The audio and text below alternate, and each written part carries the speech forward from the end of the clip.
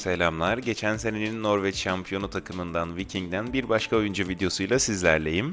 Videoya geçmeden önce eğer bana destek olmak isterseniz kanalıma abone olabilirsiniz. Eğer oyuncuyu veya videoyu beğenirseniz de bir beğeni bırakırsanız çok sevinirim. Bu İskandinav oyuncuların isimlerini telaffuz ederken çok zorlanıyorum. Simon Kia Ekskog tarzı bir şey söylüyorlar. 1.85 boyunda, 22 yaşında, Norveçli, hatta doğum günü benimle aynı gün. Hücuma dönük, merkez orta saha, 10 numara, sol kanat ve bazen maçın sonlarına doğru da forvet pozisyonunda görev aldı. Ancak bana sorarsanız en verimli olduğu pozisyon forvet arkası, ikinci bir forvet gibi konumlandığında oluyor. Bir başka Viking altyapı ürünü, güncel piyasa değeri ise 1.5 milyon euro. Geçtiğimiz sezon 28 maçta 5 gol 5 asistlik katkı verdi, 2 sarı kart gördü, 1175 dakika sahada kaldı. Daha çok rotasyon oyuncusu. Hemen skor katkılarına geçelim. Bu oyuncu daha önce videosunu hazırladığım diğer oyunculardan biraz farklı. Benim özel olarak sempati duymamdan kaynaklı şu an burada. Zaten izlediğimiz ilk golden fark etmişsinizdir. Bileklerine çok hakim, soğukkanlılığı çok yüksek bir oyuncu. Uzun boyuna rağmen tekniğinin bu kadar yüksek olması benim çok hoşuma gidiyor.